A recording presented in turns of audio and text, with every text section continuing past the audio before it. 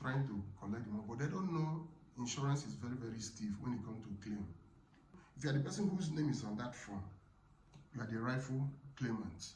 But they didn't know all these things. So they gathered that they had their brother, had a life insurance, they have come as a family too.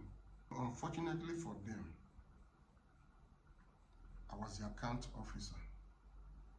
I know the wife before the man died. I do visit them. They didn't know me. So I was looking at them. They were just coming. I'm the brother, I'm the sister. We are the one taking care of the children, blah, blah, blah. I was just looking at them. I said, let us check our file and see whose name is there. They were like anxious to see the name. I brought the file. I said, the name I see here is this person. He says it's not our wife. We don't need her. She's the one that killed our brother. I said, well, we don't work in that manner. It is what we have on the paper as name. We attend to. Unfortunately for them, I know the woman. I simply just called her. I said, come XY day, please, for your claim. She came, collected the money, started a business, get a home for herself, and walk away. Because the man was smart. And because I advised the man also, because when I was selling life insurance, I was much more interested in seeing the protection, seeing the security of the wife. I know what they go through because I've seen a lot about the man passing, what they go through at the end of the day. So I usually advise my customer who I know they love their wives, say use your wife or your first son as a beneficiary of this policy. I usually advise them and they will listen to me. That was how that woman was saved. Otherwise, she would have been crying like Vivian. Our tradition in the past, I really don't know what our forefathers were thinking when they were enacting these laws in the past. I don't know how they see women. Because why I decided to speak on this topic, half girl child. I can't imagine myself alive and my child is married tomorrow and such a thing happen and you expect me to fold my hand and be looking. Before even, I will tell them what to do as I get married. One of the conditions I will give the man that will marry any of my girl child, you must do a court wedding. It is a must. If it's not ready, that marriage will not hold. It is a way to protect my daughter. Every parent should take that stand. Whenever you want to give away your daughter for marriage, please put it as a condition that your daughter must have a court wedding. It is very, very important for any woman going into marriage. Very, very important. Let me deviate a little bit. I'm using the test case of Eze, Vivian, Mary, and that of Ifunanya, who came from the US recently to rescue the father. Imagine the men who are hell-bent on having male son as a child, and your son is in overseas, possibly not doing well in life. He has not even survived as a man over there. Do you think he has the time to come down to Nigeria and did what Ifunanya did for the father? From my observation, girls seem to care more for their aged parents than the boys. I don't know if people are having the same view I'm having. Girl child seem to be closer to their parents when they are aging than the men. If Ifunaya's father is the type who insists that he doesn't want girl child, only boy, and he maltreats the mother when they were young, do you think Ifunanya will come all the way from US to take care of the father? Because the man showed them love, showed the mother love, showed them love, took care of them, whether they have boys or not, he took care of everybody. That is why you see what played out. She cannot afford to see the father go down that way. She suspected something must be wrong because the father wasn't speaking to her anymore. So you have to take permission from my office to come down to Nigeria. And you and I know better what transpired. A one-man gang. And she defeated every plan of the devil to rescue the father. That's a girl child.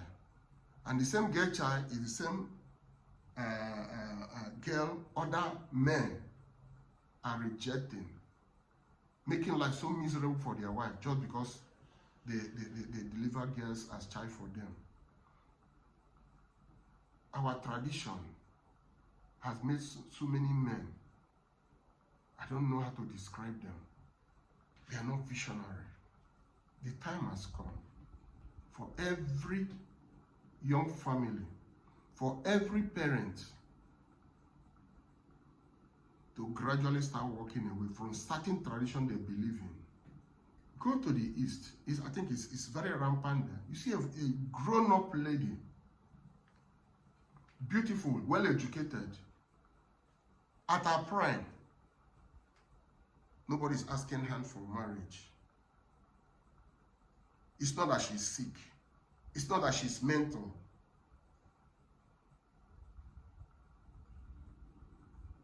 Do you know why? High price of dowry in some parts in the East discourage their suitors. I remember a story some years back. I had this friend, then I was still in the insurance industry. He was working with F Petroleum. A very good friend of mine. He told me he was going to Port Harcourt to do traditional wedding for the wife. He came back, he told me the story of what he saw. They gave me a long list because he was working in a petroleum company. And the father stood up to ask the in-laws, are you selling your daughter to us, or you are seeing us somebody trying to partner with your family in the welfare of your child and in relationship? Yes, you should not ask that question. That your daughter is a graduate. That graduate has a price different from that of a non-graduate. Some of his colleagues took him aside and said, you have the money, pay. Give them what they want. But when you take their wife away, it's your property this time. You will decide how to relate with them. And the man went ahead and paid all the bill given to him and took our wife away. Nearly 2 months down the line, one of the younger brothers just appeared without a notice to the man. But he came to Lagos. He wanted to stay with them and look for what to do. The man did not give him access. He told him, people have sold your sister to me, I've bought her. So, I don't know you. You have sold, you have to pay to come in. The man thought he was joking. The man, I don't want to mention his name, he stood his ground. And when that guy noticed that man was serious, he left. And the in-law started complaining, you're a very wicked in-law. How can you treat your in-law like that? The man said, you people sold your property to me and I bought it. So you want to start sharing what I paid for. You know, this thing called dowry, I don't know why some people say the price for a graduate is this, price for a non-graduate is this. A man coming to take your daughter out in marriage is doing the family a great favor, because a good wife is a blessing to the man is going to his house. He's going there to help the man establish a good home, help them in their areas of lapses. Our coming in there is to fill the lapses of that family through the man. And the man in returns to reciprocate by trying to help our family one way or the other. The two parties should blend. It's not a one-sided thing. Because people see marriage as a way of making money. No. It should be a kind of interwoven benefits. The in-laws are benefiting. The man that marries out from a family is equally benefiting. Two ways. That is where you enjoy what they call marriage. But when it becomes a sided affair, there's always this issue. Yeah, that's why you see most marriages today breaking up. Either the parents are trying to get so much from the man and the man is not ready to do that, or the mother of the man discover that the lady is overbearing on the son, try to intervene. These are the things bringing all those clashes that weakens sweet marriage. Marriage is a sweet thing, but where third-party factors creep in for one reason or the other, it crashes.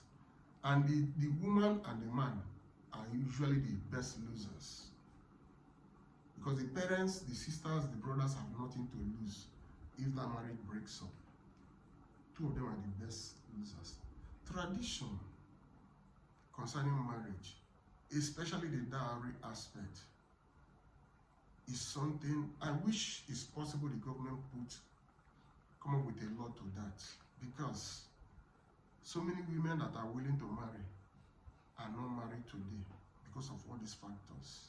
Like I said, the time for the women to wake up is now. This is the time. You can't be seeing day in and day out women being marginalized, unnecessarily going through hardship just because their husband is dead, just because the husband is sick, just because they don't have children. They go through a lot. And we read this thing on paper, we listen to it on television, we see it physically happening. And we just show a little concern and that it ends there. No, we should put a permanent stop to such treatment on the women. The time is now.